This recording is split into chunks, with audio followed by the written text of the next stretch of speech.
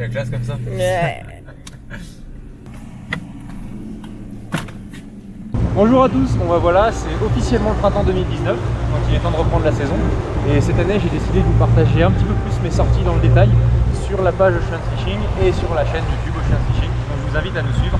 Et je commence en bonne compagnie avec Mélissa pour une petite sortie du jeu. On y va.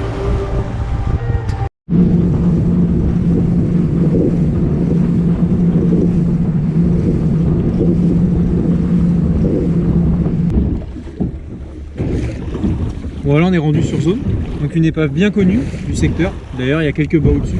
On a de la chance, les lignes des pros, elles sont pas tout à fait sur l'épave qui est assez grande. Donc on va quand même pouvoir faire quelques dérives. Donc au niveau du choix des leurres, moi je fais pas partie de ceux qui apprécient vraiment les leurres flashy orange qui ressemblent à rien.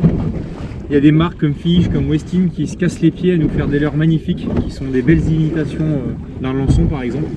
Donc moi je suis plutôt branché pêche naturelle, donc je vais plutôt porter mes choix là-dessus que sur des morceaux de plastique orange fuchsia.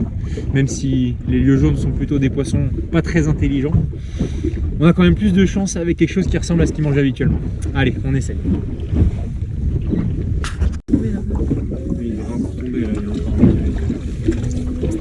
C'est blindé. Je vais se mettre à mort. Laisse faire là. Hop, tu pompes, voilà, comme ça. Et quand il met des coups de tête, ouais, nickel. Quand il met... Laisse faire quand c'est comme ça, hop. Ouais, je sais. Normal. Faut pas pomper en même temps qu'il tire en fait. C'est que c'est un beau poisson, je pense.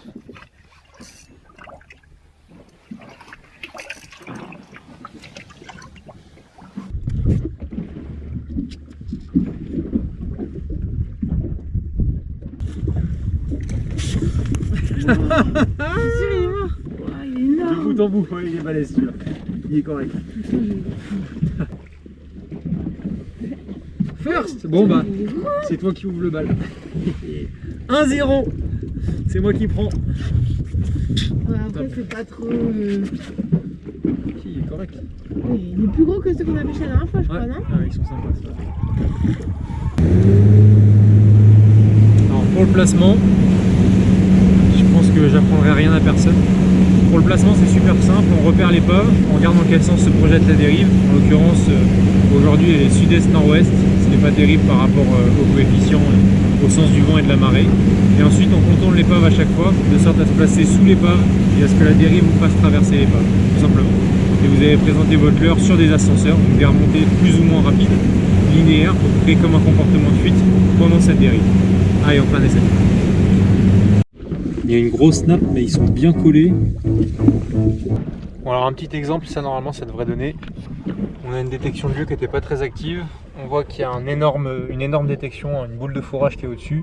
Et on a immédiatement toute la matte de lieu qui se met à décoller, probablement pour chasser un peu dedans. Donc du coup on va remonter très haut, pas forcément très rapidement. Mais du coup on va remonter jusqu'à la hauteur des, en l'occurrence ici 30 mètres où se trouve la boule de fourrage avant de relâcher pour vraiment créer un déclenchement d'attaque en limite de dépression. Pas top. Avec Gain on avait eu une chance. En plein mois de décembre, la mer c'est... Oui, t'en as. Yes. Ouais, c'est un gros. Oh là, laisse faire. Laisse repartir. Bon. Ouais, c'est un gros, c'est un gros. Oui, bah je sais. Ah, yes. C'est juste qu'il tapait super décidé. Hein. Bon bah en fait je suis en train de me prendre une méga branlée. Ah oui, hein. Un de plus. Top. 2-0 ça m'énerve.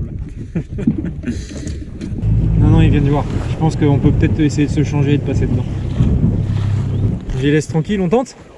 Allez, c'est parti. On va appeler JD pour qu'il vienne faire la sécurité.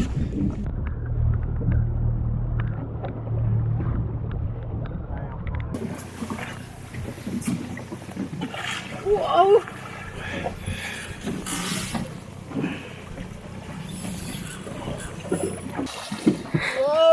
Tu la veux?